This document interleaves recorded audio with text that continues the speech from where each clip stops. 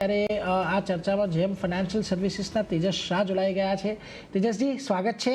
Very good afternoon. અને જુઓ, સપ્તાહની શરૂઆત થોડીક આશા જન્માવી રહી છે, કારણ કે 23,100 પાસેનું બોટમ જે શુક્રવારે બન્યું હતું ત્યાંથી થોડું આજે નીચે જઈને થોડીક રિકવરીના પ્રયાસો થઈ રહ્યા છે.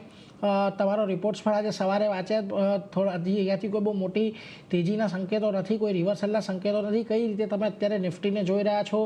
નિફ્ટી, બેંક નિફ્ટી બંનેમાં કયા મહત્ત્વના લેવલ છે જેને હવે તમે અહીંથી વોચ આઉટ કરશો? કારણ કે હજી પણ પરિસ્થિતિની અંદર આપણને કોઈ બહુ મોટો સુધારો આવતો જોવા નથી મળ્યો જે આપણે ગયા અઠવાડિયે જોઈ હતી. ગુડ મોર્નિંગ નીરજજી અને તમામ દર્શકોને મારા નમસ્કાર. નિફ્ટીની આપણે વાત કરીએ તો છેલ્લા સપ્તાહમાં આપણે 1300 પોઈન્ટનો ઘટાડો જોયો હતો અને 23,000નો એક સાયકોલોજીકલ સપોર્ટ છે. 22,900 થી 23,000ની આજુબાજુ એક સારો એવો સપોર્ટ છે નિફ્ટીમાં. તો એક પુલબેક રેલી આવવાની એક આશા છે જ્યાં સુધી આ સપોર્ટ લેવલ હોલ્ડ કરે છે.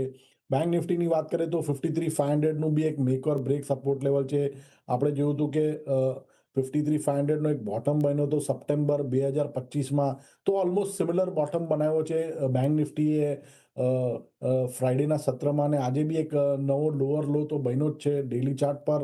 તો ઓવરઓલ સ્ટ્રક્ચર વીક છે, પણ 53,500નું જો લેવલ હોલ્ડ કરે તો એક પુલબેક રેલી આવવાની આશા છે બેંક નિફ્ટીમાં. ઉપરમાં 55,000નું એક રેઝિસ્ટન્સ રહેશે.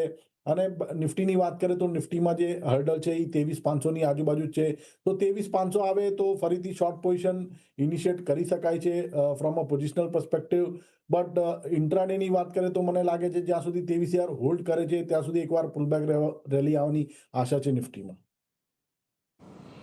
22,900 23,000 એક મહત્વનો સપોર્ટ ઝોન છે.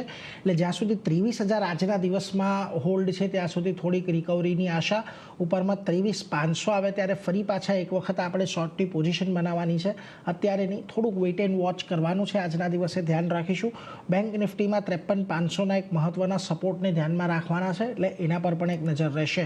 વેલ